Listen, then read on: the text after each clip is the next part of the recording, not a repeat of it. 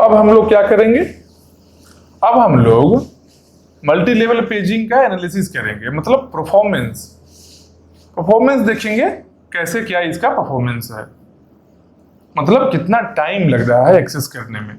जैसे हम लोग सिंपल पेजिंग का परफॉर्मेंस एनालिसिस किए थे, सेम वैसे ही मल्टी लेवल पेजिंग का भी करेंगे। तो इसके लिए क्या होगा, मल्टी लेवल पेजिंग के लिए एक बन गया LAS, यहां पर एक बन गया PAS, इसके यहां बन गया पेज टेबल 2, यहां बन गया पेज टेबल 1।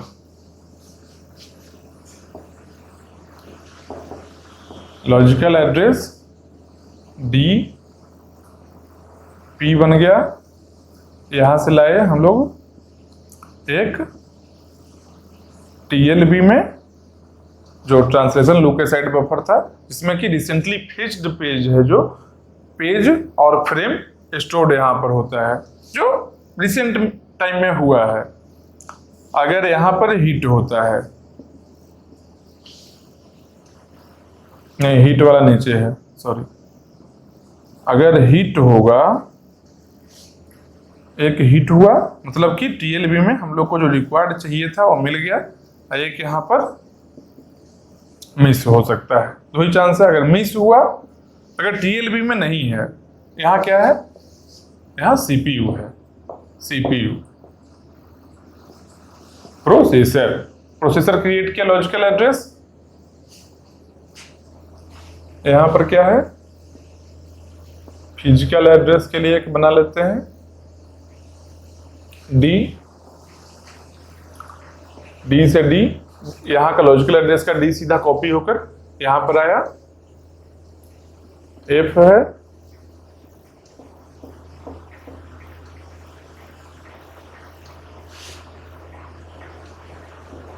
ये सब डिवाइडेड है फ्रेम में, LAS भी नंबर ऑफ पेजेस में डिवाइडेड है।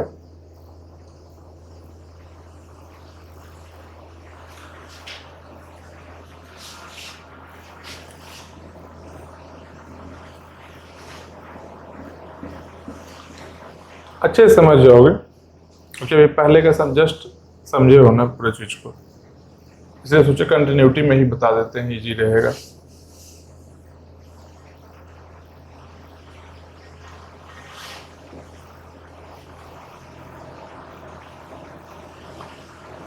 चलो, ये क्या है,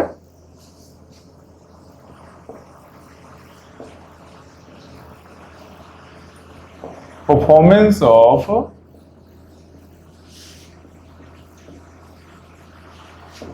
multi level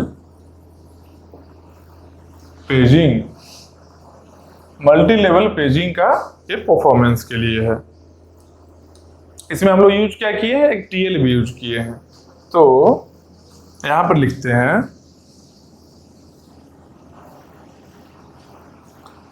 expected memory access time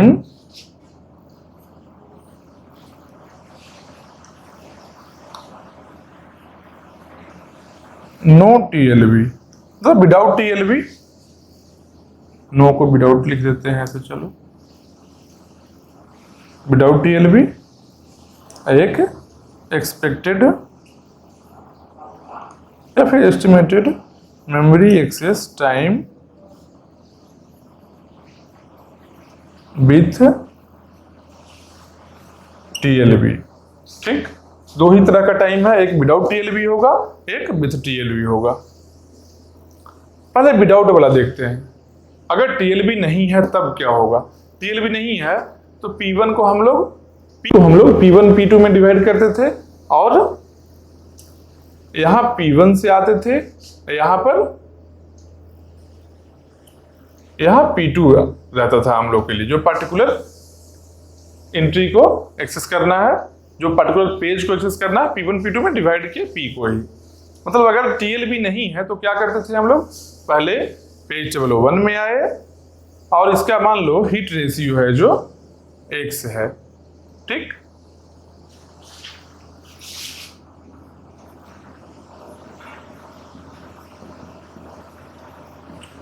heat ratio है x, तो मीन्स कितना हुआ 1 माइनस x हो गया मीन्स। और PT1 का मेमोरी एक्सेस टाइम है m, PT2 का भी मेमोरी एक्सेस टाइम m है, PAS का भी मेमोरी एक्सेस टाइम m है, और TLB का एक्सेस टाइम है जो c है। ठीक, यहां लिख देते हैं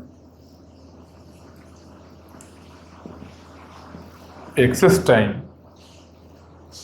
यहां भी लिख लो AB हो गया, AB हो गया, सब एक्सेस टाइम हो गया। AB है क्या एक्सेस टाइम। तो अगर TLB नहीं होता, TLB डिवाइस एक हार्डवेयर डिवाइस है जो कि जस्ट पहले जो जैसा जैसा पेज हम लोग सीक्वेंस में एक्सेस किए हैं वो पेज का पेज नंबर और फ्रेम नंबर का मैपिंग जो है स्टोर रहता है यहाँ पर। मतलब जैसे पेज टेबल में हम लोग को लास्ट वाले पेज टेबल में जैसे पेज नंबर और फ्रेम नंबर मिल जाता है, फ्रेम नंबर मिलता है, वो TLB में स्टोर होता है। मान लो डिवाइस नहीं है तब क्या होगा, ऐसे इसका फुल फॉर्म जान लो, ट्रांसलेशन लुक असाइड बफर एक हार्डवेयर डिवाइस है जिसका कि हीट रेशियो x है, एक्सेस टाइम c है। सेम वैसे ही पेज टेबल 1, पेज टेबल 2 और PAS का एक्सेस टाइम m है, सबका m ये सब एक्सेस टाइम है।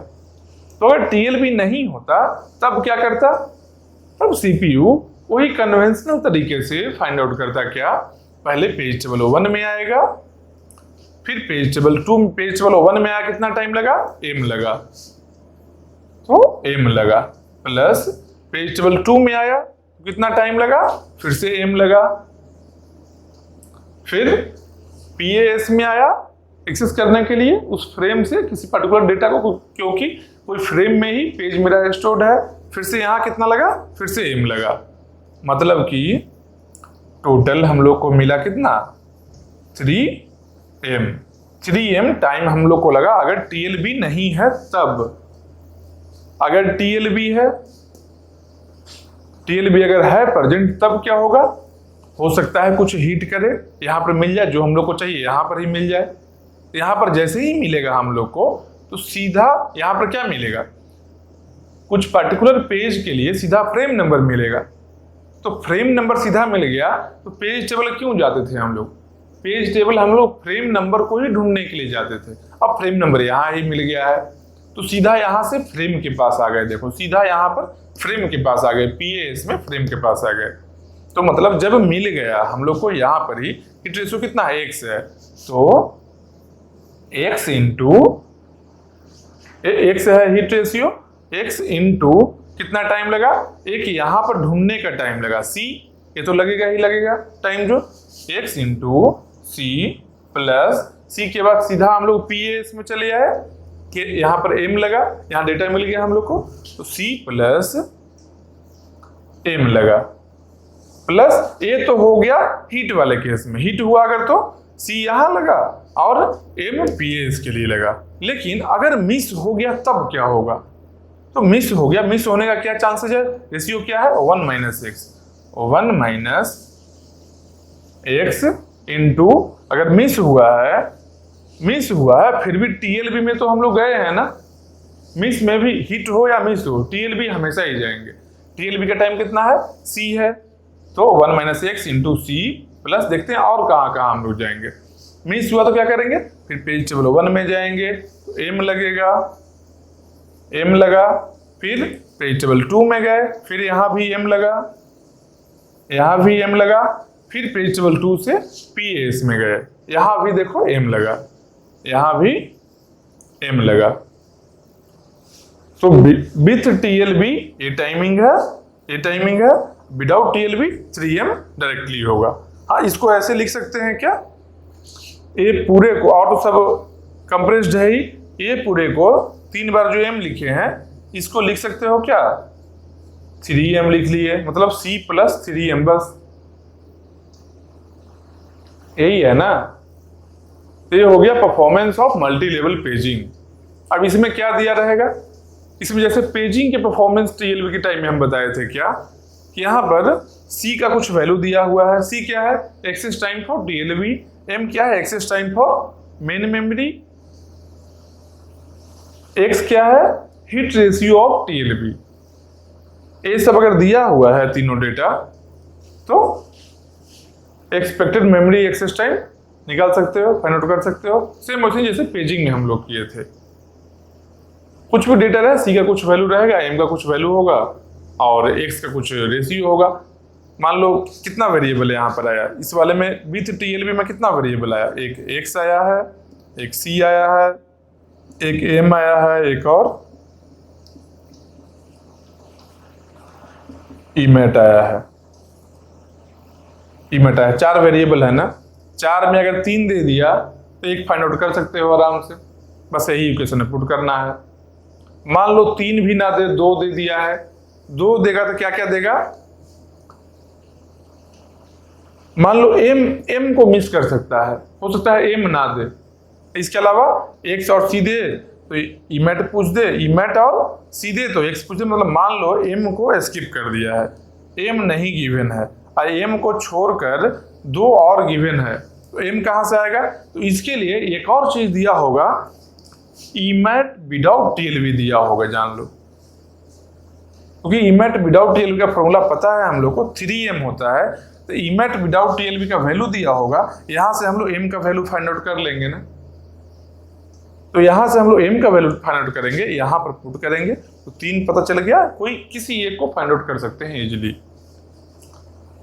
तो बस जैसे पेजिंग में है ना, सेम वही है। यहां पर केवल एक चीज बढ़ा है, वहां पर 2m लेते थे। क्यों? क्योंकि जब मिस होता था तो एक पेज टेबल में जाते थे, उसके बाद सीधा पीएस में आते थे। यहाँ पर वही पेज टेबल 2 हो गया, मतलब 1m यहाँ, 1m यहाँ। पहले पेज टेबल के लिए 1m था वहां पर, अब यहाँ पर 2m है पेज टेबल के लिए। तो पेज टेबल के लिए 2m से यहाँ 3m बन गया टोटल। क्यों? क्योंकि पीएस तो दोनों में कॉमन था, 1m तो पीएस के लिए चाहिए ही चाहिए, चाहे वो पेजिंग हो या मल्टी लेवल पेजिंग हो। 1m चाहिए, और अगर 2 लेवल पेजिंग है तो 2m हो गया। 3 लेवल पेजिंग होता तब क्या होता? तो इसके लिए यहां लिखते हैं, अगर छोड़ो ऊपर में ही लिख दो, हटाओ, इसको ही हटाते हैं। टॉपिक तो पता ही है।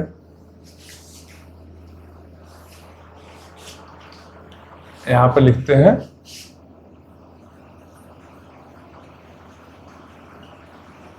परफॉर्मेंस ऑफ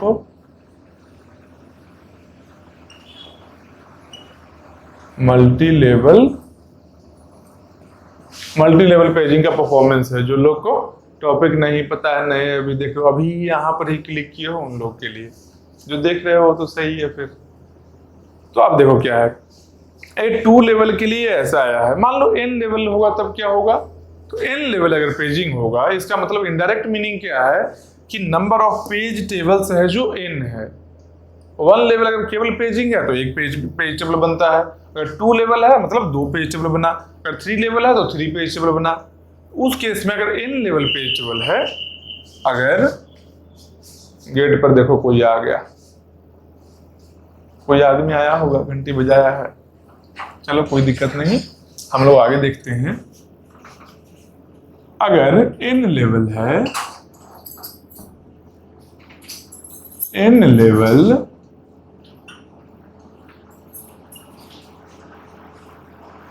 लेवल पेजिंग है तो इफेक्टिव मेमोरी एक्सेस टाइम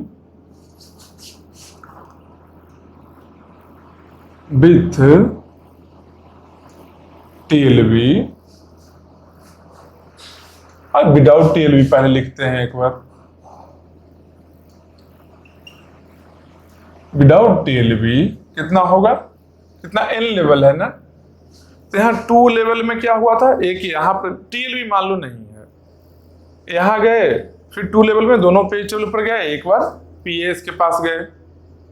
अगर 5 लेवल होता तो 5 पेज टेबल होता, तो 5 पेज टेबल में जाएंगे, एक पीएस में जाएंगे। तो 5 लेवल है तो 5 + 1, 3 लेवल है 3 + 1, 2 लेवल यहाँ है तो 2 + 1 देखो 3 हुआ है, मतलब कि n लेवल अगर है तो n + 1 m, यही हुआ ना, n + 1 m हुआ कब? Without TLB. टीएलबी नहीं है इसमें, ट्रांसलेशन लुक असाइड बफर हम लोग ऐड नहीं किए हैं, यह हार्डवेयर एडेड नहीं है, इसलिए n + 1 m हुआ। अगर हार्डवेयर होता, एक केस ये भी है कि अगर हार्डवेयर होता, तो हार्डवेयर अगर होगा तब उस केस में क्या करेंगे, मतलब टीएलबी रहेगा तब उस केस में क्या करेंगे, सेम n लेवल पेजिंग के लिए अगर यहां लिखते हैं विथ टीएलबी, अगर हम लोग फाइंड आउट कर रहे हैं तो यहां क्या करेंगे, इसको और थोड़ा मिटाओ,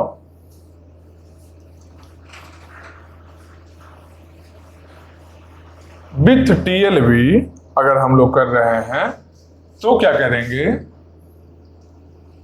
टीएलबी के केस में क्या होगा, एक हिट के लिए देखेंगे, एक मिस के लिए देखेंगे। तो हिट के लिए क्या है, मान लो x है जो हिट कर गया, कितना भी लेवल पेजिंग रहे, चाहे 2 बार पेज टेबल रहे, चाहे 1000 बार पेज टेबल रहे, अगर हिट हो गया, हिट होने का सिंपल मीनिंग है यहाँ पर कि यहाँ से हम लोग को फ्रेम का नंबर मिल गया, मतलब टीएलबी से डायरेक्ट हम लोग जंप करके जाएंगे पीएएस में। क्यों? क्योंकि फ्रेम नंबर मिल चुका है, सीधा फ्रेम में गए, डेटा को एक्सेस कर लिए। तो विथ टीएलबी में मान लो हिट रेशियो अगर x है, तो हिट रेशियो अगर x है, x इंटू एक, तो टीएलबी का एक्सेस टाइम होगा ही होगा, क्योंकि टीएलबी के पास तो जाना ही है, तो c प्लस और एक, यहां से जब हिट हुआ तो फ्रेम नंबर मिला है, सीधा हम लोग पीएएस में चले आए हैं। तो पीएएस क्या है, मेमोरी एक्सेस रहेगा, m होगा, तो c प्लस m लिए प्लस, मान लो मिस हो गया, हिट हुआ तब तो सीधा हम लोग पीएएस में जाकर एक्सेस कर चुके हैं, लेकिन मान लो मिस हो गया, उस केस में क्या करेंगे, अगर मिस होगा तो जो हम लोग पहले कन्वेंशनल तरीके से करते आ रहे थे, पहला पेज टेबल 1 में गए, फिर पेज टेबल 2 में गए, पेज टेबल 3 में गए, पेज टेबल 4 में गए, up to page table n। क्यों? n लेवल पेजिंग किया हुआ है, देखो n लेवल का पेजिंग है, n लेवल है मतलब कि n पेज टेबल होगा, 1 2 3 4 5 6 अप टू n लेवल का पेजिंग होगा, पेज टेबल n होगा, तो सब पेज टेबल में एक बार जाएंगे ना, एक बार कहाँ जाएंगे, सब पेज टेबल को एक्सेस करने का कॉस्ट कितना है, m है, टाइम कितना है, m है, सब पेज टेबल का भी, एक बार पीएएस में भी तो जाएंगे ना, तो टोटल m कितना लगा, सब पेज टेबल के लिए और एक मेन मेमोरी के लिए जो पीएएस के लिए लगा, मतलब n + 1 हो गया ना, n लगा पेज टेबल के लिए और 1 लगा पीएएस के लिए, तो n + 1, इसको लिखो ऐसे,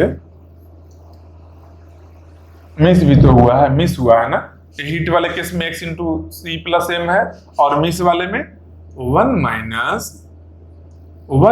x इंटू c प्लस कितना m होगा, कितना m लगा, c तो लगा ही है, मिस होगा तब भी c लगा, कुछ यहाँ टीएलबी में आए तभी पता चला हिट हुआ है, मिस हुआ, c तो होना ही होना है, तो c plus n + 1 into m।